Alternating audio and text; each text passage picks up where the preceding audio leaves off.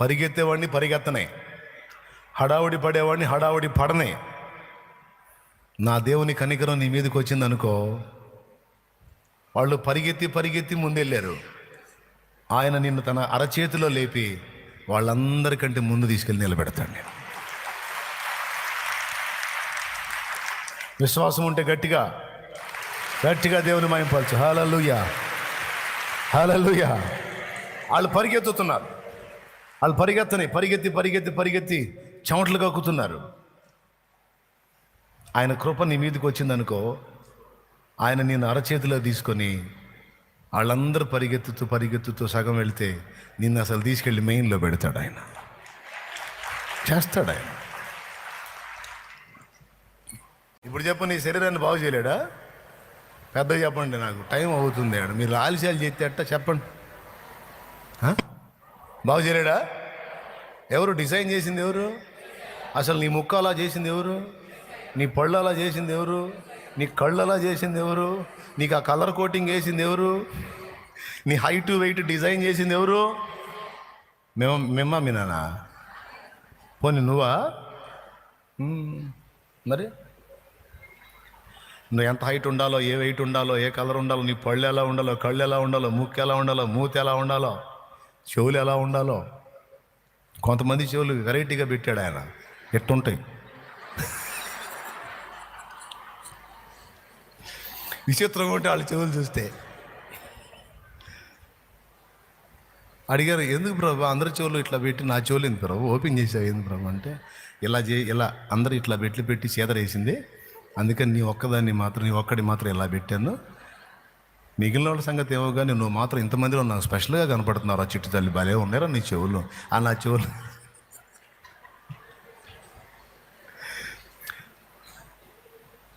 ఒప్పుకుంటారా? మనల్ని డిజైన్ చేసిన ఆయనేనని. మరి ఎంతసేపు అండి బాగు చేయటం? ఏ రోగం అయితేనే ఒక మాట సెలవిస్తే పోదా? తెగులుని గద్దిస్తే పోదా? ఇక చాలు వదులు నా బిడ్డనంటే పోదా? దెబ్బలో నీ రిపోర్టే మారిపోయింది. ఇందాక ఎవరో రిపోర్ట్ తీసుకొచ్చి సాక్ష్యం చెబుతున్నారు కదా, సర్జరీ చేయాలి అని 2 హాస్పిటల్కి పోతే సర్జరీ చేయాలని చెప్పారంట. వచ్చి ప్రార్థనలో గోజాడుకుంది, మళ్ళీ పోయింది ప్రార్థన చేసుకోండి టెస్టింగ్కి పోతే 3 హాస్పిటల్లో చూసి ఎవరు చెప్పారు ఆపరేషన్ ఏం అవసరం లేదు పోని పంపించారు విత్ రిపోర్ట్స్తో. చేస్తాడు ఆయన. ఇలాంటివన్నీ ఈరోజు కాదు, వారం మీరు వినొచ్చు. అబద్ధాలా? లేకపోతే నేనేమన్నా చెప్పమని చెప్పాను? వాళ్ళ మొఖాలు నాకు తెలియదు. వచ్చినప్పుడు ఏదో సంఘంలో కూర్చుంటే అది 1 కిలోమీటర్ దూరంలో చూడటం తప్ప పాపం దగ్గరగా సమీపంగా పోయి వాళ్ళతో మాట్లాడిన దాఖలా కూడా లేదు. ఆడ మాట్లాడేది ఇంతమందితో. కూటమైనా ఒకవేళ క్యూలో నిలబడితే నెత్తి మీద అలా చేయి స్తోత్రం స్తోత్రం స్తోత్రం అనుకుంటూ పోవటమే. పాపం వాళ్ళు నిలబడి అన్నయ్య అనగానే పరిచారకులు వాళ్ళని కాదు నన్ను పట్టుకొని లాగుతారు. వాళ్ళు అంతే ఆపుతారు నువ్వు బా అని. ఎందుకంటే ఎండకు వాళ్ళకి తిక్కరేగి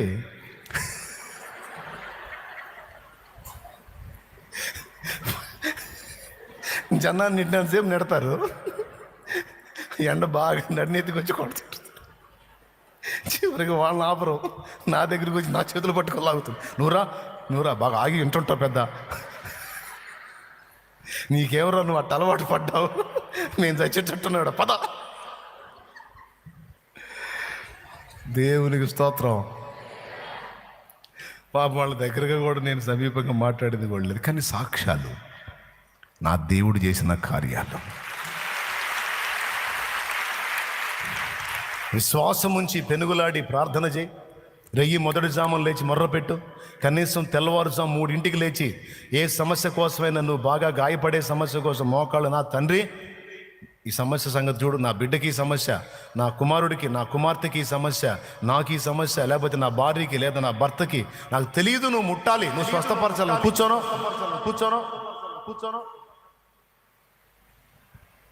విశ్వాసంతో గోజాడు, చూడేం జరిగిద్దాం. దేవుడు అలా చేస్తాడు ఇలా చేస్తాడని ఏదో విన్నయ్య పోయి చెప్పుకోవడంగా జనానికి నువ్వు అనుభవించి చెప్పాలి. అది గొప్పతనం.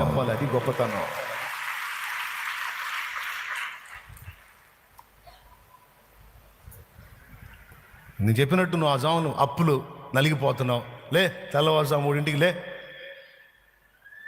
అంత కాబట్టి పెందలాడి పండుకో, లే, తెల్లవారుజాము 3ంటికి నిశ్శబ్దం, నిషీది, ఆ నిశ్శబ్ద వేళలే, మోకాళ్ళే, నా తండ్రి అని గోజాడు, చెప్పు. ఇది నన్ను కలవరానికి గురి చేస్తుంది, కలవర పెడుతుంది, నా పరువు తీస్తాం అంటున్నా ప్రభువా, నన్ను ఇది మనశ్శాంతి లేకుండా చేస్తుంది, నా తండ్రి నాకు ఈ సమస్యను తీసే తండ్రి అని గోజాడును. 3ంటికి లేచి గోజాడు, తెల్లవారుజామున ఉంటుందేమో చూద్దాం. అసలు నేను చెప్పేది ఒట్టి మాట కాదు. నాకేదైనా మొండికి తిరిగిందిరా, ఇది బాగా నాకు ఒత్తిడి కలిగిస్తుందంటే నేను ఆ జామునే లేగుస్తా, వెళ్తా, మందిరంలోకి వస్తా 3ంటికి. నన్ను చూసిన వాళ్ళు తెలుసు నేను ఏ జామున. ఒక్కోసారి 2ంటికి వస్తా, ఒక్కోసారి 1 గంటకు వస్తా. ఎరా బాబు నైట్ నిద్రపోవా అంటే నాకు పట్టకపోతే వస్తాను నేను, అంతే. నాకు ఏదన్నా ఒత్తిడి అనిపించిందంటే నేను చేసే పని అదే, మోకాళ్ళు లేస్తా వచ్చి, లేదా కూర్చొని మాట్లాడతా, ఏంది నా సంగతి ఏందని. ఎట్లుంటుంది అనుకున్నా ఆయన వీళ్ళకి ఏదిరా నీ గోల, నాకు నిద్ర పట్టట్లా, మరి ఏంది అంట. ఆయనే చూసుకున్నాడు, ఎన్ని చూశాడో.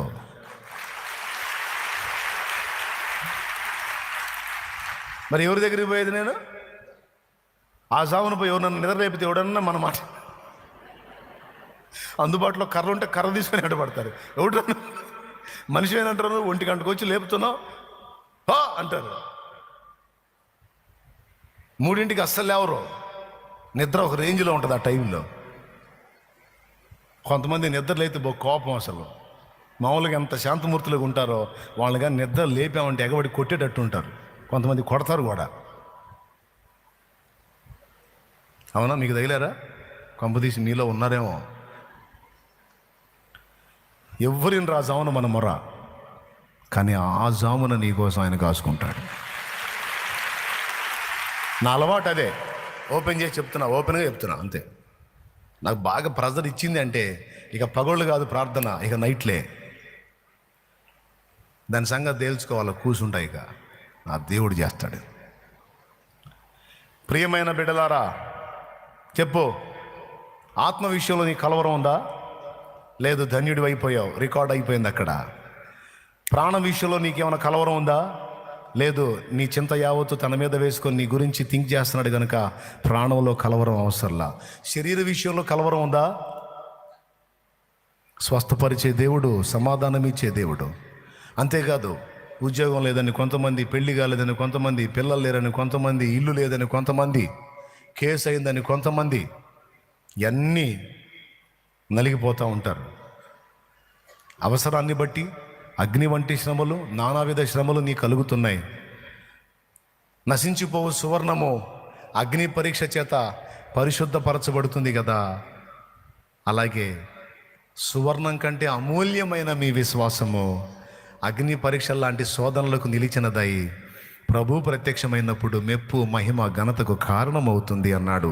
పేతురు రాసిన మొదటి పత్రిక 1వ అధ్యాయం 6వ వచనం నుంచి చదివితే ఈ మాటలు ఉన్నాయి.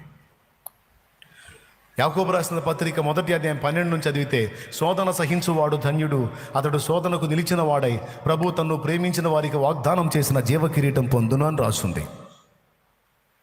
ఇంకేం చెప్పాలి మీకు? కాబట్టి ఈ 3 సంగతుల విషయంలో మనం ధన్యులం. ఈ ధన్యత మిగిలిన అన్యజనులకు లేదు. నీకుందా లేదా? రైట్, ఉంది. శరీర విషయంలో ఎవరైనా కలవరంగా ఉన్నారా? రేపేం జరిగిద్దో అనే వేదన నీకుందా? ఏనాటికి ఆనాటికి చాలు, రేపటి సంగతి రేపు చూసుకుంటుంది, నువ్వు వదిలేసేయమన్నాడు. శరీరానికి కావాల్సిన విషయాలు కూడా సమకూరుస్తాడా లేదా? నేను కాదండి, లేఖనం ఉంది. కీర్తనల గ్రంథము 127వ కీర్తన 2-3 వచనాలు చూడు. నేను చెప్పిన మాట నిజమో కాదో తొందరగా చూడు, టైం లేదు. మీరు వేకువనే లేచి చాలా రాత్రి అయిన తరువాత పండుకొనుచు కష్టార్జితమైన ఆహారము తినుచుండుట వ్యర్థమే. తన ప్రియులు నిద్రించుచుండగా ఆయన వారికి ఇచ్చుచున్నాడు. దాని అర్థమైందయా? పరిగెత్తేవాడిని పరిగెత్తనే, హడావుడి పడేవాడిని హడావుడి పడనే. నా దేవుని కనికరం నీ మీదకి వచ్చిందనుకో, వాళ్ళు పరిగెత్తి ముందెళ్ళారు. ఆయన నిన్ను తన అరచేతిలో లేపి వాళ్ళందరికంటే ముందు తీసుకెళ్ళి నిలబెడతాను నేను. విశ్వాసం ఉంటే గట్టిగా గట్టిగా దేవుని మహిమపరచు. హల్లెలూయా, హల్లెలూయా. వాళ్ళు పరిగెత్తుతున్నారు. వాళ్ళు పరిగెత్తి చెమటలు కక్కుతున్నారు. ఆయన కృప నీ మీదకి వచ్చిందనుకో, ఆయన నేను అరచేతిలో తీసుకొని వాళ్ళందరూ పరిగెత్తుతూ సగం వెళితే నిన్ను అసలు తీసుకెళ్ళి మెయిన్లో పెడతాడు. ఆయన చేస్తాడు. ఆయన కానీ నమ్మాలిగా. ఆయన ఏం కోరుకుంటున్నాడు తెలుసా? మనం ప్రశాంతంగా ఉండాలని కోరుకుంటున్నాడండి. అది అసలు విషయం. మనం నింపాదిగా ఉండాలి, నెమ్మదిగా ఉండాలి, రిలాక్స్గా ఉండాలి, విశ్రాంతిలో ఉండాలి అని కోరుకుంటున్నాడు ఆయన. చూడు మరి, నీ పిల్ల కలవరంగా ఉంటావు, నీకు ఇష్టమా? నీ కుమారుడు నీ కుమార్తె కలవరంలో ఉంటావు, నీకు ఇష్టమా? నెమ్మదిగా ఉంటావు, నీకు ఇష్టమా? ఓ తండ్రి, ఓ తల్లి, నువ్వు చెప్పు. ఎస్, పిల్ల కలవరపడితే నువ్వు కలవరానికి గురవుతావు. పిల్ల నెమ్మదిగా పండుకుంటే నువ్వు నెమ్మదిగా ఉంటావు. కానీ నీకంటే ఎన్నో కోట్ల రెట్లు ఎక్కువ ప్రేమ కలిగినోడు ఆయన. కాబట్టి ఇప్పుడు అందరికీ ఏం చెప్తున్నాడు? మీరు ధన్యులయ్యారు, నా విశ్రాంతిలోకి వచ్చారు. విశ్వాసమును బట్టి విశ్రాంతి పొంది నెమ్మదిగా ఉండండి, సంతోషంగా ఉండండి, ధైర్యంగా ఉండండి, నిబ్బరంగా ఉండండి, మెళకువగా ఉండండి అన్నాడు. ఇక నుంచి ఉంటారా? ఇంకా దడ ఆయాసం పెంచుకొని అట్నే బతుకుతారా? ఎంత చెప్పినా ఇక అదే ఒత్తిడిలో మీరుంటే, ఏడు మొహాలు వేసుకొని తిరిగితే మీ కర్మ మీదే, నాకు సంబంధం లేదు. పొలాలు లేకపోయినా, అపార్ట్మెంట్లు లేకపోయినా, ఏ డిపార్ట్మెంట్లో ఉద్యోగం లేకపోయినా, స్తోత్రం, యేసును కనుగొన్న మనం ధన్యులం. యేసును కలుసుకున్న మనం, యేసును తెలుసుకున్న మనం ధన్యులం, ధన్యులం, ధన్యులం. ఎందుకంటే ఆయన్ని కలుసుకున్నందున అసలు మనం ఎందుకు నిర్మించబడ్డామో, ఎలా నిర్మించబడ్డామో మనకు తెలిసింది. యేసు ప్రభుని మనం తెలుసుకున్నందున, యేసు ప్రభుని మనం కలుసుకున్నందున మనం ఎలా నిర్మించబడ్డామో మనకు తెలియజేశాడు ఆయన. అలాగే మన జన్మ వెనుకున్న ఆంతర్యం ఏమిటో, ఆయన ఉద్దేశం ఏంటో కూడా మనకు తెలియజేశాడు. అదంతా గ్రంథంలోనే మనకు రాయబడి ఉంది. మన గతం ఏంటో, మన ఆరంభం ఏంటో మనకు తెలిసింది, మన ప్రస్తుతం ఏంటో మనకి తెలిసింది. చిత్రం ఏంటంటే మన భవిష్యత్ ఏంటో కూడా మనకి చెప్పేశాడు ఆయన. భూమి మీద జరుగుతున్న ఈ జగన్నాటకంలో మనిషి ఎందుకు పుడుతున్నాడో, ఎందుకు పెరుగుతున్నాడో, ఈ బంధాలు అనుబంధాలు ఎందుకు ఏర్పడుతున్నాయో, క్లైమాక్స్ ఏంటో, అంత ముగింపు తర్వాత ఏం జరగబోతుందో, మానవుల్లో ఉన్నటువంటి ఆ జీవాత్మ మానవుని శరీరం మరణించిన తర్వాత ఎక్కడికి వెళుతుందో, దేవుడు సృష్టించిన లోకం ఇదొక్కటే కాదు, ఇంకా కోటాను కోట్ల లోకాలు ఉన్నాయి, అన్నిటికంటే శ్రేష్టమైనది పరలోకమని, ఈ ఆత్మ పరలోకానికి చేరుతుంది లేదా నిత్య శిక్షకు వెళుతుందని స్పష్టంగా మనకు తెలిసింది. ఆధారాలతో, రుజువులతో సహా దేవుడు మనకు నిరూపించాడు. Praise the Lord. ఈరోజు మనకు తెలిసినన్ని ఈ సంగతులు లోకంలో ఉన్న అన్యులకు తెలియవు. కొంతమంది అనుకుంటారు చచ్చిపోయిన తర్వాత మళ్ళీ ఏమైంది మనిషి జీవితం అంటే, నా చిన్నప్పుడు పెద్దవాళ్ళని అడిగాను నేను. నా ఫ్రెండ్స్ అంతా ముసలోళ్ళే, చిన్నప్పటి నుంచి ముసలోళ్ళతోనే ఫ్రెండ్షిప్. ఓ తాతని అడిగాను, తాతయ్య మనం చచ్చిపోతే ఎక్కడికి వెళ్తాం తాతయ్య అంటే, ఎక్కడికి వెళ్ళేది ఏందిరా, మట్టిలో కలిసిద్ది, గాలిలో కలిసిద్ది అన్నాడు. ఇంకో తాతయ్యని అడిగాను, తాతయ్య మనం చచ్చిపోతే ఎక్కడికి పోతామంటే, పాపం చేసినోడు పంది కడుపును పుడతాడురా, మళ్ళీ పుణ్యం చేసినోడు బాగా డబ్బులు ఉన్నంటే సంపన్నులు ఏంటో పుడతాడురా అన్నాడు. అంటే ప్రస్తుతం ఉన్న పందులన్నీ పూర్వజనంలో పాపులు అన్నమాట. అన్ని మనిషిగా పుట్టిస్తేనే సిగ్గులేని బతికాడు, అన్ని పందిగా పుట్టిస్తే అడు మారతాడా? ఏ పంది అయినా పూర్వజన్మ సుకృతాన నేను ఈ దరిద్రపు జన్మ ఎత్తాను, ఈ జన్మ అసహ్యకరమైన జన్మ అని ఏ పందైనా ఫీల్ అవటం మీరు చూసారా? దానికంతా ఆహారం దొరికి మంచి బురదగుంట ఒకటి దొరికితే అది తిని ఆ బురదగుంటలో పడి ఆహా ఏమి నా జీవితం అనుకుంటూ పొరలాడుతుంటుంది. అది మనం రాయి తీసుకొని కొట్టినా రాదు బయటికి. రాయి తీసుకొని కొట్టామనుకో అంటది. అంటే దాని ఫీలింగ్ ఏంటంటే, ఉండు బ్రదరా, బాగా ఎండ ఎక్కువగా ఉంది, బురద బాగుంది, వాసన కానీ అసలు చల్లదనం కానీ అసలు ఏడ దొరికింది, ఒకసారి దిగు బ్రదర్ అన్నట్టు ఉంటుంది దాని ఫీలింగ్. తప్పించి ఏ పంది కూడా పూర్వజన్మలో నేను చేసిన పాపాలను బట్టి ఈ జన్మలో పందిగా పుట్టాను, ఇక పాపం చేయకూడదని పశ్చాత్తాప పడద్దు. అది అసలు దానికి తెలియదు. అవునా కాదా? అవునా? ఇకపోతే తాత ఏం చెప్పాడు? పాపం చేసినోడు పంది కడుపున పుడతాడంట, పుణ్యం చేసినోడు బాగా డబ్బులు ఉన్న వాళ్ళు ఇంటూ పుడతాడు. అంటే డబ్బున్న వాళ్ళందరికీ సుఖం ఉందా? సంపన్నులకు సంతోషం ఉందా? పుణ్యాత్ముడు సంపన్నుల ఇంట పుట్టి సుఖభోగాలు అనుభవిస్తాడు అంటే సంపన్నులందరూ నీకు నిజంగా సుఖంగానే ఉన్నారా? ఎక్కడున్నారు? ప్రపంచ ప్రఖ్యాతిగాంచిన మిలియనీర్స్ ఎందుకు ఆత్మహత్యలు చేసుకొని తెచ్చారు? డబ్బుంటే సుఖం ఉంటుంది అంటారు కదా, డబ్బుంటే అన్నీ ఉంటాయి అంటారు కదా. కోర్స్ అన్నీ ఉండొచ్చు, డబ్బు వల్ల అన్నీ రావచ్చు. కానీ మానవుడు వెతుకుతున్న మనశ్శాంతి, ప్రశాంతత, సంతోషం అనేవి మాత్రం డబ్బు ఇవ్వలేదు. అవి దేవుడు తన కుడి చేతిలో పెట్టుకున్నాడని బైబిల్లో రాసింది. ఏం రాసింది ఏం రాసింది? నీ సన్నిధిని సంపూర్ణ సంతోషము కలదు, నీ కుడి చేతిలో నిత్య సుఖములు కలవు అని రాసింది. జాగ్రత్తగా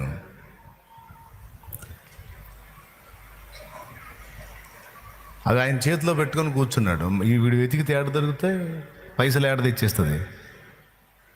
పైసలు నీకు కావాల్సిన ఫుడ్ తెస్తుంది, నీకు చల్లదనానికి ఏసీ తెచ్చేస్తుంది, నీ కాళ్ళు ఒత్తడానికి 4 పనోళ్ళని ఇస్తుంది డబ్బు. మరి ఇవన్నీ కలిగి ఉండి కూడా ఎందుకండి ఆత్మహత్య చేసుకొని చనిపోయారు? అంటే వాళ్ళు డబ్బులో అన్నీ ఉన్నాయి అనుకున్నారు, డబ్బును వెతికారు, డబ్బును సంపాదించారు, తమ బ్రతుకంతా కష్టపడి కొప్పేశారు.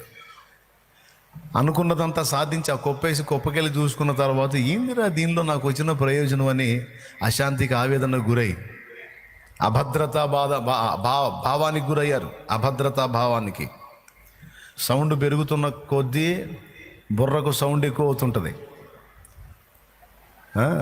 కొద్ది మొత్తంలో ఉండేవాడు ప్రశాంతంగా అంత తిని చాయ్గిట్ చేసుకొని సాయంత్రానికి అలా హాయిగా నిద్రపోతుంటాడు. ఈ సౌండ్ పార్టీలకి బుర్ర సౌండ్ మోగుతుంటుంది.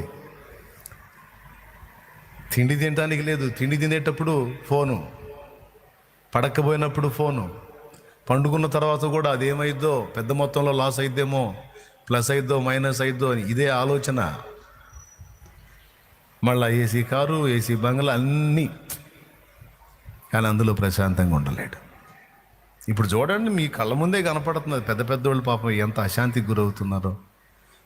రాజకీయ నాయకులు కావచ్చు, ధనవంతులు కావచ్చు, వేల కోట్ల రూపాయలు ఆర్జించిన వాళ్ళు ఎన్ని బాధలు పడుతున్నారో చూడండి. ప్రపంచ దేశాల్లో, ఇతర దేశాల్లో చూసినా, మన దేశంలో చూసినా, మన రాష్ట్రంలో చూసినా. కాబట్టి పాపం చేసినోడు పంది గడుపున పుడతాడు, పుణ్యం చేసినోడు బాగా డబ్బులు ఉన్న వాళ్ళు ఇంట పుడతాడు అనేది బుస్సు. అర్థమైందా? అలా దేవుడు మనుషుల్ని పుట్టియటం వల్ల దేవుడికి వచ్చే ప్రయోజనం లేదు, అలా పుట్టినోడికి వచ్చిన ప్రయోజనం కూడా ఏమీ లేదు. కానీ లోకస్తులకు తెలియదే, వాళ్ళు ఏ నమ్ముతున్నారు, ఇప్పుడు నేను చెప్పిన నమ్ముతున్నారు. కానీ దేవుని దగ్గరకు వచ్చి దేవుణ్ణి ఎరిగిన మనకి సమస్తము తెలుసు. భూమి మీద మనుషుడు తెలుసుకోవాల్సినవన్నీ తన ఆత్మ ద్వారా, తన వాక్కు ద్వారా దేవుడు మనకు బయలుపరిచాడు. అందుకే చెప్పాను, ప్రభులో ఉన్న మనం ధన్యులము అని. కానీ లోకస్తులు మన మీద జాలి పడుతుంటారు. లోకస్తులు మనకెళ్ళి విచిత్రంగా చూస్తారు. 6 రోజులు కష్టపడి పని చేసుకొని ఆదివారం రోజు వచ్చేసరికి చక్కగా తలంటూ స్నానాలు చేసి కుటుంబాలుగా కలిసి పరిశుద్ధ గ్రంథాలను చేతబట్టుకొని చక్కని వస్త్రాలు కట్టుకొని ఏదో ఉన్నంతలోనే చక్కని వస్త్రాలు అంటే కాస్ట్లీ డ్రెస్ అంటలేదండోయ్, ఏదో ఉన్న బట్టల్లోనే కాస్త శుభ్రమైన బట్టలు కట్టుకొని చక్కగా దేవుని సన్నిధికి కుటుంబ సమేతంగా కళకళలాడుతూ వెళ్ళి ఓ పండగలాగా. సహజంగా అన్యులకి సంవత్సరానికి ఒక డజను అర డజను పండగలు ఉంటాయి. ఒక అర డజను పండగలు ఉంటాయి అనుకోండి, ఒక అర డజను పండగలు. ఆ పండగలప్పుడు వాళ్ళు మంచిగా బట్టలు కట్టుకొని తలకలు పోసుకొని ఏదో కాస్త రోడ్ల మీద తిరుగుతారు, మేము కూడా పండగ చేస్తున్నామని. మనమైతే సంవత్సరానికి 52 ఏమండి, సంవత్సరానికి 52 ఆదివారాల కాస్త అటు ఇటుగా మనకి 52 పండగలు.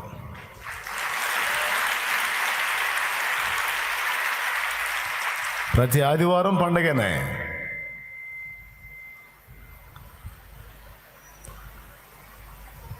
సంవత్సరానికి అర డజన పండగలు చేసేవాళ్ళు మిగిలిన సంవత్సరం అంతా భయం గుప్పెట్లో బతుకుతారు. ఆ ఒక్కరోజు పండగని ఒరే ఇలా పండగ పోటరా మొహం వికారంగా పెట్టుకోకూడదు, ఇలా పండగరా అందరు నవ్వుతా తిరగాల, కళకళ ఆడాలి, అప్పుడు మిగిలిన కాలం అంతా కళకళ ఆడతాం అయ్యా. కొంతమంది జనవరి 1 రోజు ఏడుపు మొహం పెడితే ఊరుకోరు. సంవత్సర ఆరంభం రా, జనవరి 1 రా, కాస్త ఈ రోజన్నా కాస్త కళగా తగలబడరా అమ్మాయి, కాస్త మొహం కళగా పెట్టమ్మా, నీకు దండం పెడతాం, లేకపోతే సంవత్సరం అంతా ఇదే దరిద్ర మొహంతో తిరగాల్సి వచ్చింది అని అదొక శకునం. అందుకని సంవత్సరం ఆరంభంలో కళకళ ఆడతారు. నిజంగా వాళ్ళు అన్నట్టే ఆ ఒక్కరోజు కళకళ ఆడినందున సంవత్సరం అంతా కళకళ ఆడారా, వెలవెలలు పోతూ ఉన్నారు. కొంతమంది నెల పొడుపు రోజు దానికి వెళ్ళి చూసి జేబులో డబ్బులు తీసి, ఈ పనులు నేను కూడా చేశా. మా చిన్నప్పుడు మా వాళ్ళు ఫాలో అయింది అదేగా. ఒక్కోసారి మా అమ్మ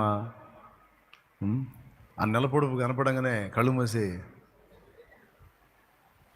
డబ్బులు చూడటమో, లేకపోతే ఎవరినన్నా శుభముఖం కలిగిన వాడిని చూడటమో, శుభముఖం కలిగిందని చూడటమో.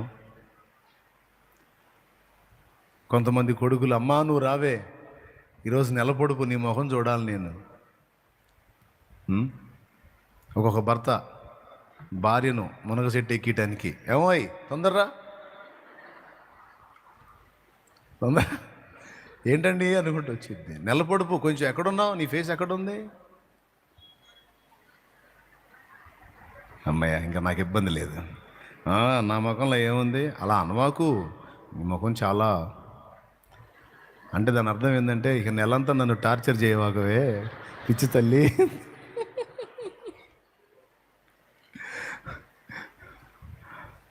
మునగ చెట్టు పాపం. అలాగని పాపం నెల పొడుపు రోజు ఆమె ముఖం చూస్తే వదిలిందా, మిగిలిన 29 రోజులు తాట తీసిద్ది. కాబట్టి ఎందుకు చెప్తున్నావు ఇవన్నీ? అలా చూసినందున, అలా కళకళలాడినందున ఒక పూట సంవత్సరం అంతా అలానే కంటిన్యూ అవుతుంది అంటే అసంభవం. చూడండి, కావాలంటే భయం గుప్పిట్లో, ఆవేదనలో, ఆక్రందనలో, నిరాశలో, నిస్పృహలో, నిర్వేదంలో బ్రతుకుతా ఉన్నారు అన్యులు. కానీ యేసుక్రీస్తు రెక్కలలో ఆశ్రయం ఏర్పరచుకున్న మనకి ఆయన యందున్న నిరీక్షణ, ఆయనను బట్టి కలిగిన ధైర్యం ఎంత గొప్పదంటే, ఆదివారం పండుగ రోజే, మిగిలిన 6 రోజులు పండగే. ఇక భయం లేదు, వేదన లేదు, దుఃఖం లేదు. దేనికి భయపడాలి, దేన్ని గూర్చి కలవరం పొందాలి? ఆయనే చెప్పాడు, దేనిని గూర్చి కలవరపడకుడి, భయపడకుడి, చింతవద్దు, అన్నిటినీ ప్రార్థనాపూర్వకముగా విజ్ఞాపన కృతజ్ఞతలతో ఆయనకు సమర్పించేసేయండి. ఎందుకు అంటే నిన్ను గూర్చి చింతించేవాడు ఒకడున్నాడు, నిన్ను గూర్చి భారము కలిగిన వాడు ఒకడున్నాడు, బాధ్యత కలిగిన వాడు ఒకడున్నాడు, ఆలోచించేవాడు ఒకడున్నాడు, నీకోసం ప్రణాళికలు రచించగలవాడు ఒకడున్నాడు.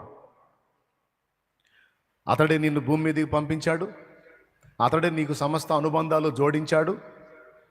సమయం ఆసన్నమైనప్పుడు ఒక్కొక్క బంధాన్ని తెంచి తిరిగి తన దగ్గరకు చేర్చుకుంటాడు. ఆఖరికి నిన్ను కూడా తన దగ్గరకు చేర్చుకుంటాడు. అతడు ఒకడు ఉన్నాడు నీకు. ఆయన పేరు సృష్టికర్త అయిన దేవుడు, నజరేయుడు యేసు. ఈ మాట మనకి పేతురన్న అందించాడు. ఆయన మిమ్మల్ని గూర్చి చింతించుచున్నాడు గనుక మీ చింత యావత్తు ఆయన మీద వేయండి అన్నాడు. అంటే ఇక మీరు బరువు మోయాల్సిన అవసరం లేదు. ఎన్ని వచనాలు ఉన్నాయో! మత్తయి సువార్త 11:28, పేతురు రాసిన మొదటి పత్రిక 5వ అధ్యాయము 6-7 వచనాలు, ఫిలిప్పీ పత్రిక 4:4, కొలసై పత్రిక 3:1. మనం ఏం వెతకాలో ఎలా ఉండాలో చెప్పేశాడు. అందులో రిఫరెన్స్లు మళ్ళీ చెబుతాను. మత్తయి సువార్త 11:28, ప్రయాసపడి భారం మోయిచున్న సమస్త జనులారా నా యొద్దకు రండి, నేను మీకు విశ్రాంతి కలుగజేయుదును.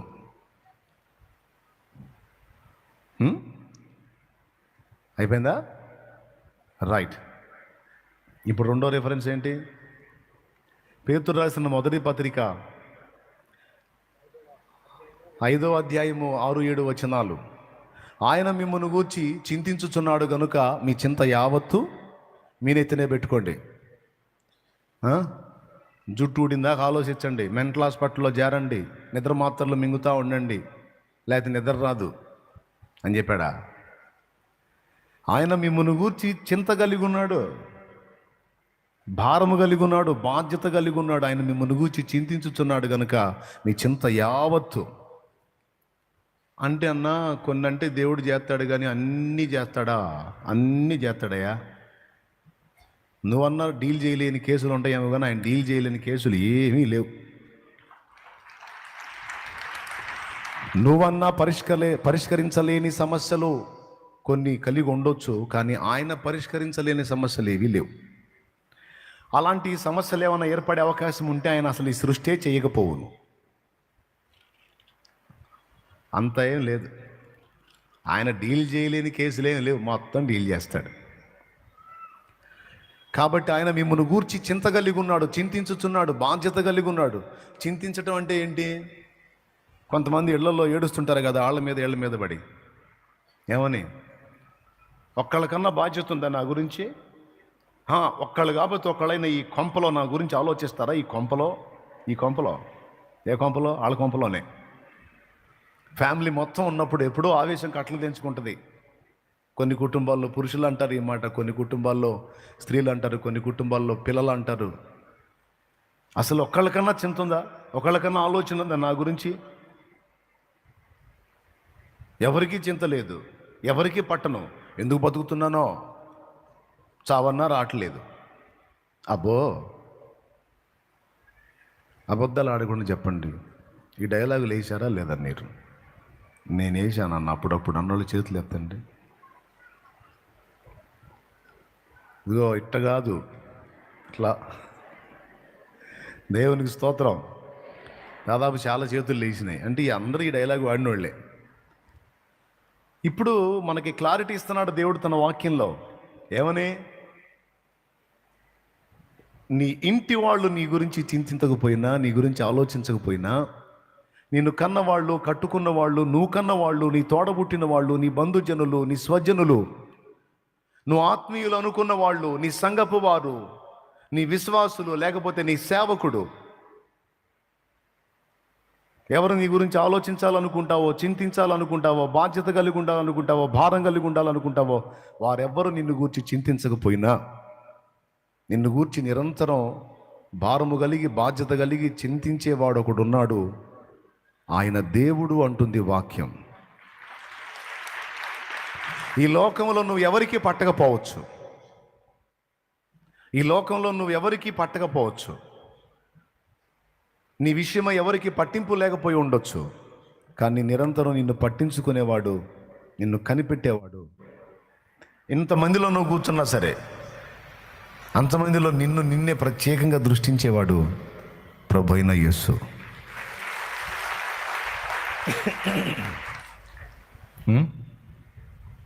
మర్చిపోతాడా? యెషయా గ్రంథం చెప్తుంది, సియోను కుమారి యెహోవా నన్ను మరచి ఉన్నాడని అనుకొనుచున్నది. స్త్రీ తన చంటి పిల్లను మరచునా, తన గర్భమున పుట్టిన పిల్లను కరుణింపక మానునా, వారైనా మరచుదురు గాని నేను నిన్ను మరువను అన్నాడు. మరో చోట అన్నాడు, నేను నిన్ను మరువ జాలను అని. ఎంత ప్రేమ నువ్వు అంటే ఆయనకి.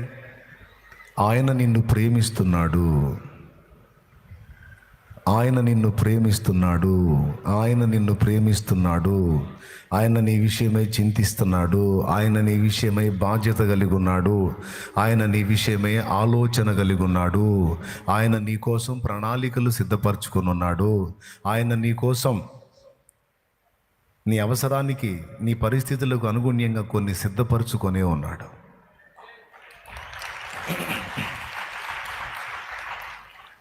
ఏవో నువ్వు చెప్పినప్పుడు బాగానే అనిపిస్తుంది, కానీ ఇవన్నీ నిజమేనంటావా? ఓరి పిచ్చి తల్లి, ప్రాణం పెట్టాడుగమ్మా. నీ కొరకే తన ప్రాణము పెట్టిన ప్రేమను చూడమ్మా, నిన్ను చూడక ఉండలేని ఆ ప్రేమే నిజమమ్మా. నీ కొరకే తన ప్రాణము పెట్టిన ప్రేమను చూడమ్మా, నిన్ను చూడక ఉండలేని ఆ ప్రేమే నిజమమ్మా. అందరూ నిన్ను మరచిన గాని మరువని స్నేహితుడే, కొందరిలాగా మధ్యలో నిన్ను విడువని ప్రేమికుడే. అందరూ నిన్ను మరచిన గాని మరువని స్నేహితుడే, కొందరిలాగా మధ్యలో నిన్ను విడువని ప్రేమికుడే. రక్తము పోసి ప్రేమ లేఖ నీకు రాసిన నీ ప్రియుడే, రక్షణనిచ్చి రాణిగా చేసే యేసురాజుగనుడే.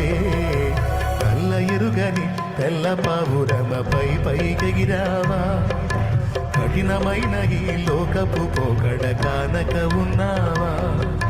కళ్ళ ఎరుగని తెల్ల పావురమపై పైకెగిరావా, కఠినమైన ఈ లోకపు పోకడ కానక ఉన్నావా. అయ్యో పావురమా, ఓ పావురమా, కళ్ళ ఎరుగని కళ్ళ పావురమపై పైకెగిరావా, కఠినమైన ఈ లోకపు పోకడ కానక ఉన్నావా.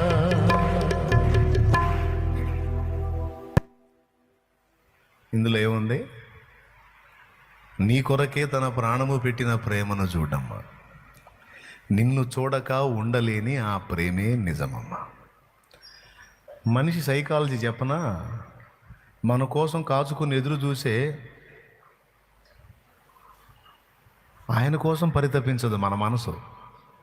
మనతో నాటకాలు ఆడతారు చూడు, నటిస్తారు చూడు, వాళ్ళ కోసం వస్త్రములు ఏం చేస్తారు, పనికి మాలిన తెలివి. మిమ్మల్ని కాదులేండి, ఏం తెలివి, పనికి మాలిన తెలివి. గుర్తుపెట్టుకోండి. ఎందుకు ఈ మాటలు చెప్తున్నానంటే, ఇదంతా లోకస్తులకు లేదు, ఇవన్నీ లేదు కాబట్టే, ఈ నిరీక్షణ వాళ్ళకి లేదు కాబట్టే ఆత్మహత్యలు చేసుకొని చచ్చిపోతున్నారండి. మళ్ళా నీకున్నన్ని సమస్యలు వాళ్ళకి లేవు, నీకున్నన్ని బాధలు వాళ్ళకి లేవు, నీకున్నంత ప్రెజర్ వాళ్ళకి లేదు.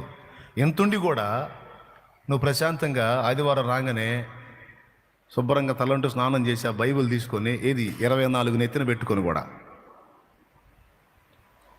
24 సంవత్సరాలు నెత్తిన పెట్టుకొని నెక్స్ట్ అడిగేంటో అర్థం కాక జీవితం శూన్యమయ్యి ప్రతికూల పరిస్థితులు చుట్టుముట్టి కూడా ఇంత ఆందోళన గందరగోళం నెత్తి నిండా కలిగి ఉండి కూడా నువ్వు ఆనందంగా పరిశుద్ధ గ్రంథాన్ని చేత పట్టుకొని ఎంత సంతోషంగా, అమ్మో టైం అవుతుంది, అసలు నీ ముఖంలో ఆందోళన, అమ్మో దేవుని సన్నిధి, ఒక రకమైన ఆనందం.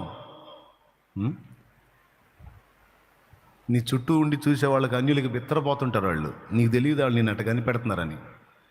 నీ కుటుంబంతో నీ పిల్లలతో నువ్వు సంతోషంగా ఆలాజాలంగా హడావుడిగా రోడ్డు మీదకి వస్తుంటే 24 సంవత్సరాలు కలిగి కూడా నువ్వు సంతోషంగా ప్రభు సన్నిధికి పరిగెత్తుతుంటే 1-2 సంవత్సరాలకే పరిస్థితులు అర్థం కాక జుట్టు బీక్కొని సర్దామా బతుకుదాం అనుకునే పొజిషన్లో ఉన్న వాళ్ళు చూసి ఆ మనిషికున్న సమస్యలు, ఆ మనిషికున్న పరిస్థితి నిజంగా నాకుంటే అస్సలు నేను ఇప్పుడు కాదు ఎప్పుడో సచ్చి ఉండేదాన్ని.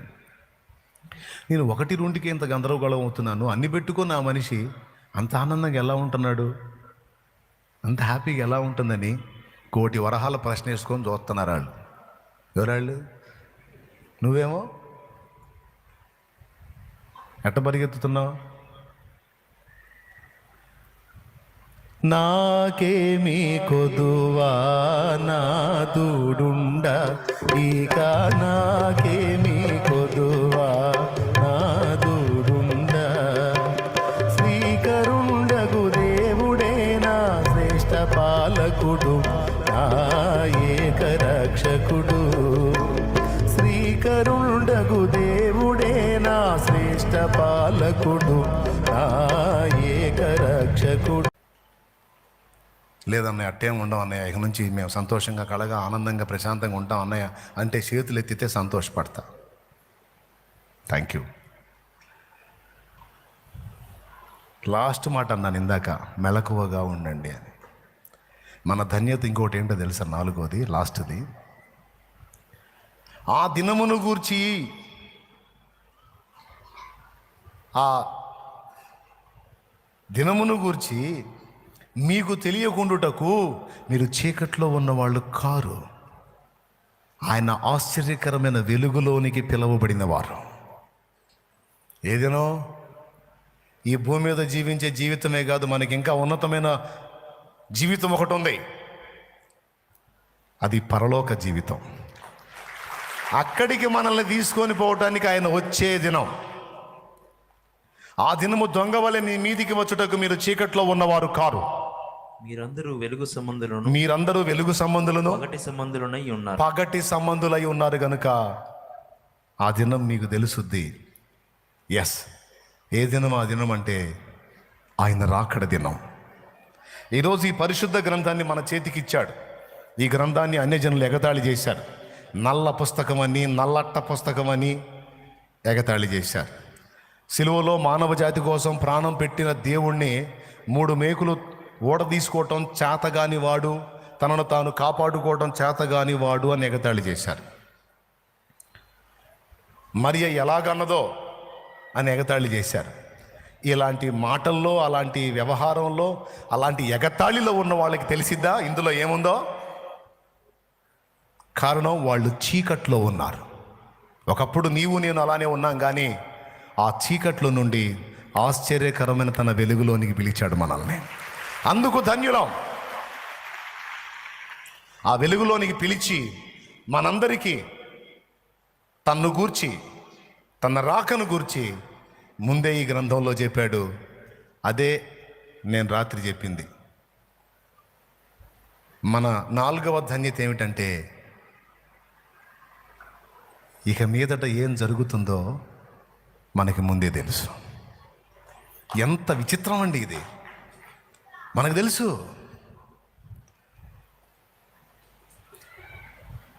నిన్న క్రికెట్ అయింది కదా, ఇండియా పాకిస్తాన్ కదా.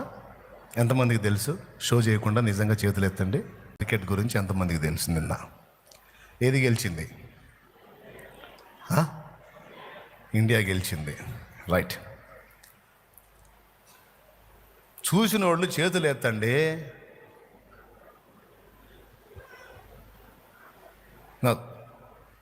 ఆడవాళ్ళు ఎక్కువ మంది చూడండి. వీళ్ళు క్రికెట్ ఏం చూస్తారు? సినిమాలు, సీరియల్ చూస్తారు. చూసిన వాళ్ళు చేతులు ఎత్తండి. ఇండియాకి పాకిస్తాన్కి అండి. నాకు తెలిసి వీడి తిడతాడని చేతులు ఎత్తట్లా మీరు కదా, ఏదో ఒక కౌంటర్ వేస్తాడని. ఒక మాట చెప్తా అన్న, మేము చూడలేదన్నా, ఏం జరిగిందో మాకు తెలియదు అన్న వాళ్ళు చేతులు ఎత్తండి. ఇంతమంది యథార్థవంతులు ఉన్నారా? దేవునికి మహిమ.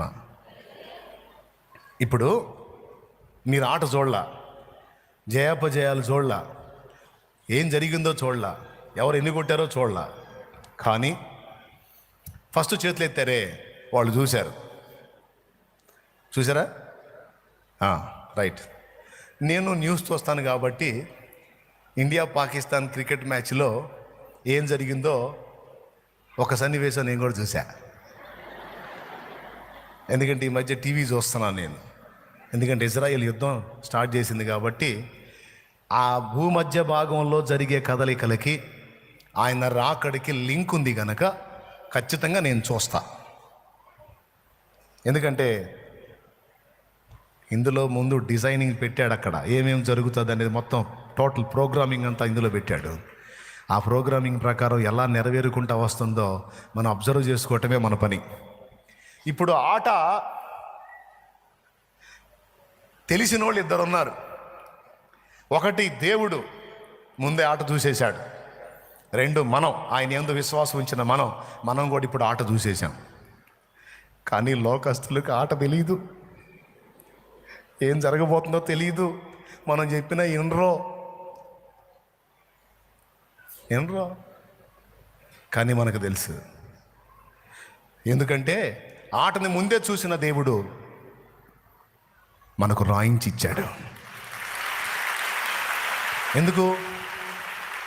నిజంగా ఇందులో ప్రకటన కానీ లేకపోతే, ఇందులో ప్రకటన గ్రంథం కానీ లేకపోతే ఈరోజు భవిష్యత్తును గూర్చి, ఆయన రాక గురించి మనం కలవరంలో బతకాల్సి వచ్చేది. ఈరోజు ఆ కలవరం లేదు. ఆ రాకడ విషయంలో కూడా ప్రశాంతత ఉంది. ఎందుకంటే వరుసగా మనకు తెలుసు, ఇక ఇజ్రాయెల్ చివరికి ఏం చేసిద్దో తెలుసు, అరబ్ కంట్రీస్ చివరికి ఏం చేస్తాయో తెలుసు, అమెరికా ఏ పొజిషన్లో ఉంటుందో తెలుసు, రష్యా. ఇప్పుడు చూడండి మీరు, ఇజ్రాయెల్కు సపోర్టుగా భారత్ వచ్చింది, అమెరికా వచ్చింది, ఇంకా చాలా దేశాలు వచ్చినాయి. ఇజ్రాయెల్కి మేము సపోర్ట్ అని దాదాపు 75 నుంచి 80 దేశాలు వచ్చినాయి. గాజాకి అరబ్ దేశాలు కొన్ని సపోర్ట్ వచ్చినాయి. ఇరాన్, సిరియా, లెబనాన్, అలాగే ఖతార్, లిబియా, కొన్ని దేశాలు అరబ్ కంట్రీస్ దానికి సపోర్ట్ వచ్చినాయి. ఇజ్రాయెల్కి దాదాపు 75 నుంచి 80 దేశాలు సపోర్ట్ వచ్చినాయి. కానీ రష్యా మాత్రం రాలేదు. చూడండి ఎందుకు వచ్చింది? ఇజ్రాయెల్ అంటే రష్యాకి పడదు, చచ్చినా పడదు. మేమున్నాం మీ వెంట అన్నారా రష్యన్స్? పుతిన్, రష్యా అధ్యక్షుడు పుతిన్, వ్లాదిమిర్ పుతిన్, ఏం పేరు ఆ పేరు, సరే అన్నాడా? మన మోదీ గారు అన్నాడు, అలాగే జో బైడెన్ అన్నాడు. జో బైడెన్ గారు అయితే వాహనాలు కూడా పంపించాడు. దీపావళి టపాసుల్లాగా ఒక నౌక నిండా పటాకులు పెట్టి పంపించాడు.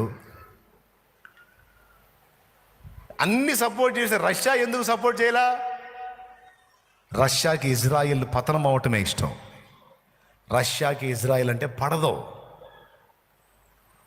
కాబట్టి ఈ కక్ష అనేది అంతరంగంలో ఉంది కనుక ఇజ్రాయెల్కి సపోర్ట్గా ఒక్క మాట కూడా మాట్లాడాల పుతిన్. కావాలంటే చూసుకోండి. అంటే ఇక్కడే బయటపడుతుంది వాళ్ళ కడుపులో ఎంత ఉందో. ఎవరి మీద? ఇజ్రాయెల్ మీద. కనుకనే భవిష్యత్తులో మొత్తం కూడగట్టుకొని ఇజ్రాయెల్ మీదకి పోతాడు రష్యా వాడు. ఇవన్నీ ఆట ముందే చూసిన యేసయ్యకు తెలుసు. ఆయన దాసులుగా ఆయన్ని ప్రేమించి హత్తుకున్న తన పరిశుద్ధులకు బయలుపరిచాడు.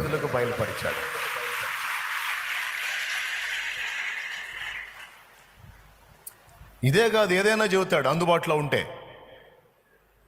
ఇప్పుడు మనం ఇదేమైద్దో టెన్షన్ పడుతుంటాం కదా. ఆయన ఆట ముందే చూశాడు, మన బతుకు కూడా చూశాడు.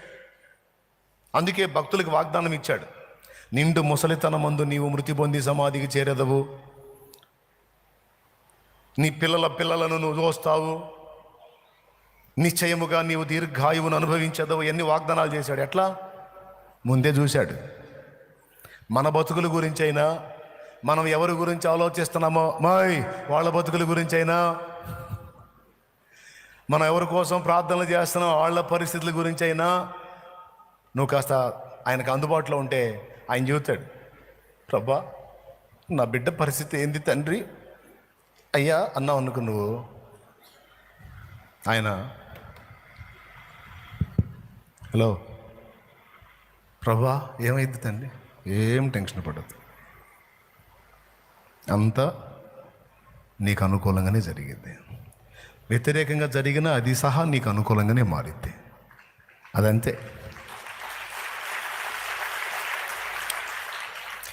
యోసేపు వాళ్ళ అమ్మ ప్లేస్లో మనం ఉన్నాం అనుకో, యోసేపు అన్నల చేత శత్రుత్వం కావాలని కోరుకుంటామా వద్దని కోరుకుంటామా? మనం ఏమని ప్రార్థన చేస్తాం? నా బిడ్డ వాళ్ళ అన్నలతో అనుబంధంగా ఉండాలయ్యా, వాళ్ళ మధ్య ప్రేమ వర్ధిల్లాలి ప్రభువా, వాళ్ళకి గొడవ రాకూడదయ్యా అని ప్రార్థన చేస్తాం.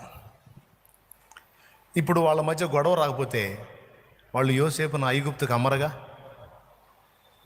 అవునా? రైట్.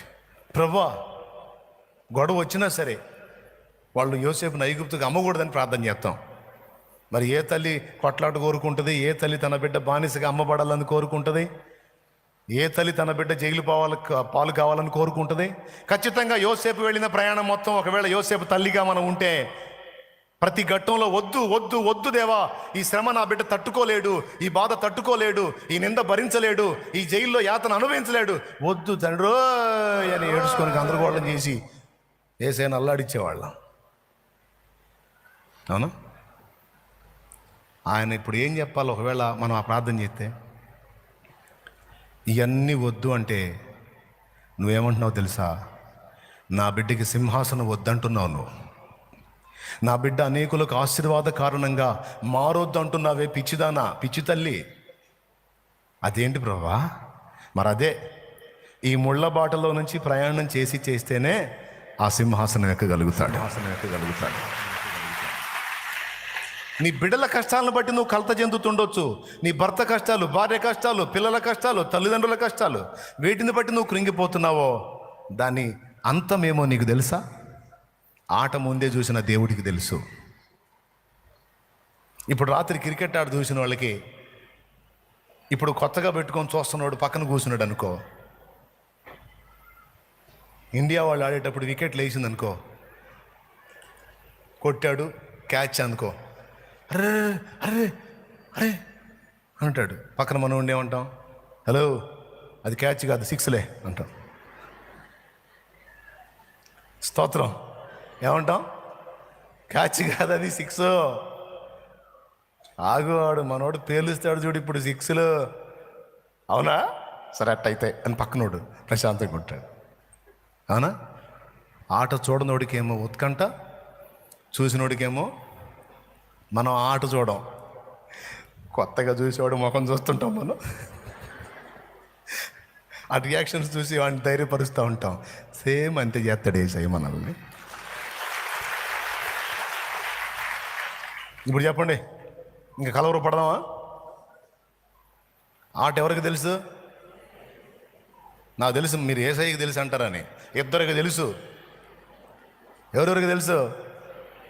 ఒకటి, రెండు, ఆయన గ్రంథములో ఇచ్చాడు. ఈ గ్రంథాన్ని చదివి ధ్యానించిన తన పరిశుద్ధ పిల్లల మొత్తానికి తెలుసు. ఇక మీదట ఏమీ జరుగునో ఇంకా చాలు వెళ్ళండి.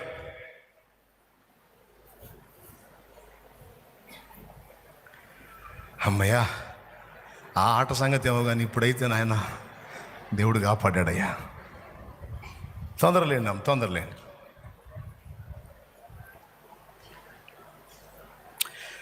నాలుగు సంగతుల విషయంలో మనల్ని ధన్యుల్ని చేశాడు ఆయన. నంబర్ 1, మన ఆత్మకు రక్షణ ప్రసాదించి ధన్యుల్ని చేశాడు. ఈ ధన్యత లోకస్తులకు లేదు. రెండవది, మన ప్రాణమునకు విశ్రాంతినిచ్చి సేద తీర్చి మనకు మనశ్శాంతినిచ్చాడు. ఇది అన్యులకు లేదు. ఎన్ని సమస్యలు మనల్ని చుట్టుముట్టినా మనకి భయము లేదు. కానీ 1-2 సమస్యలకే అన్ని జనులు ప్రాణాలు తీసుకుంటున్నారు. మూడవది, మన శరీర విషయంలో కూడా మనల్ని ధన్యులు చేశాడు ఆయన. నాలుగవది, తన రాకడ విషయంలో మనమందరం పరలోకానికి ఎత్తబడే విషయంలో కూడా అన్ని సంగతులు మనకు ముందే చెప్పి ధన్యుల్ని చేశాడు ఆయన. ఇప్పుడు ఏం తక్కువ చేశాడు చెప్పు? నీకేం దాచిపెట్టాడు చెప్పు? నీకేది మరుగు చేశాడు చెప్పు? మరి అలాగైతే నా జీవితం ఇలా ఎందుకు అయిపోయింది అని నువ్వు అడగొచ్చు. యోసేపు కూడా అలా అడిగితే, ఇప్పుడు స్టార్టింగ్లో చూసి బాధపడతాం మనం. దేవుడు అంటాడు, కొద్దిగా ఆగు. ఏం కొద్దిగా ఎల్లాడిపోతుంటే ఇక్కడ తిండి పట్టట్లా, నిద్ర పట్టట్లా, నాకు వచ్చిన బాధలు లోకంలో ఎవరికి లేవు. ఆయన జస్ట్ వెయిట్ అంటాడు. కొద్దిగా ఇది ఆరంభం. ఆట ముగింపులో చూడు, గొప్పగా సంతోషిస్తాం. మారానుభవం మధురముగా మార్చగలవు నీవు.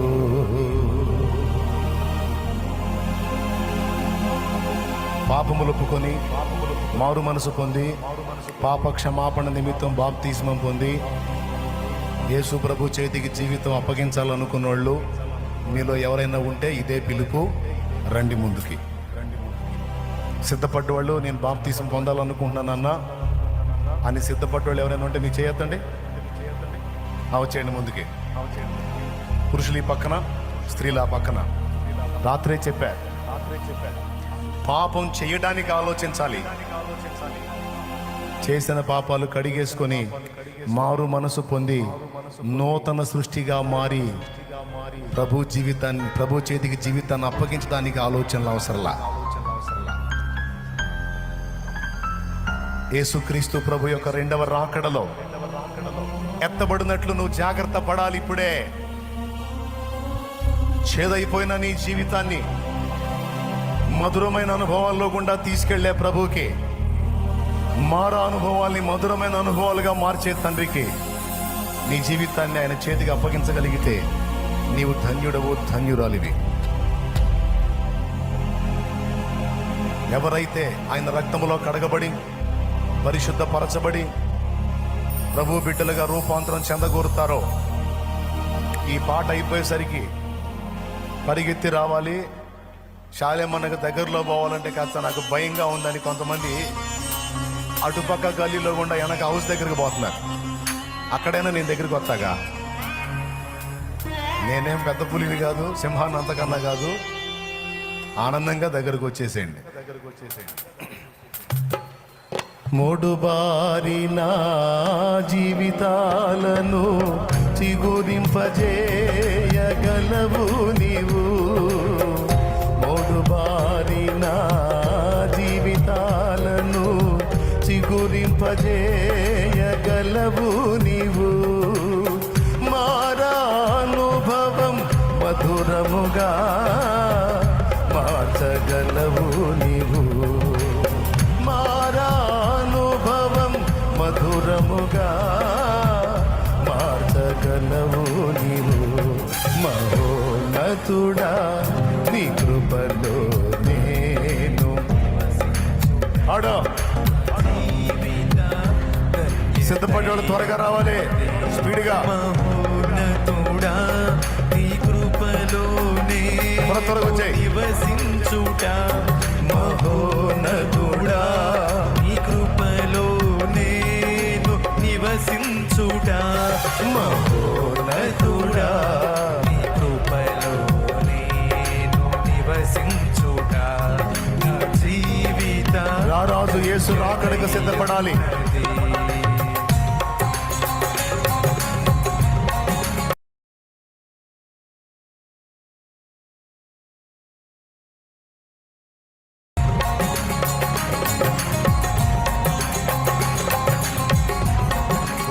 వారికి కొంచెం ఇది నీ టైం.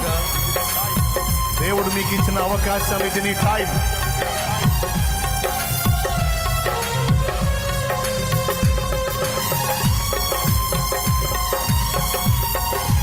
నాలుగు విషయాల్లో నిన్ను ధన్యురాలు చేశాడు కనుక నీ జీవితం ఇక దేవునికి ఇచ్చి దేవుని చిత్తాన్ని నెరవేర్చు. ఆకువాడక ఆత్మఫలమును ఆనందముతో ఫలించనా. ఆకువాడక ఆత్మఫలమును ఆనందముతో ఫలించనా. జీవజలముల ఊటయైనా నీ యోడన నన్ను నాటితివా. జీవజలముల ఊటయైనా నీ యోడన నన్ను నాటితివా. మహోన్నతుడా నీ కృపలో నేను వసించుటా నా జీవిత ధన్యతయున్నది. మహోన్నతుడా నీ కృపలో నేను నివసించుటా మహోన్నతుడా నీ కృపలో నేను నివసించుటా మహోన్నతుడా నీ కృపలో నేను నివసించుట.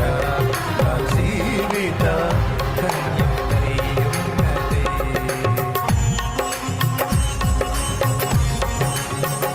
వచ్చేవారికి దారినివ్వండి.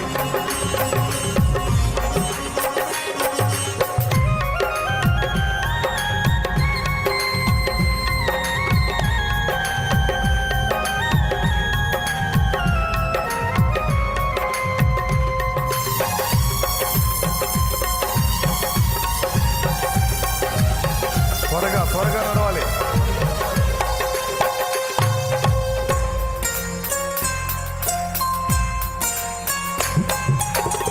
పాటబారని స్వాస్థ్యము నాకై పరమందు దాచియుచితివా. పాటబారని స్వాస్థ్యము నాకై పరమందు దాచియుచితివా. వాగ్దాన ఫలము అనుభవిమా నీ కృపలో నన్ను పిలచితివా. వాగ్దాన ఫలము అనుభవిమా నీ కృపలో నన్ను పిలచితివా.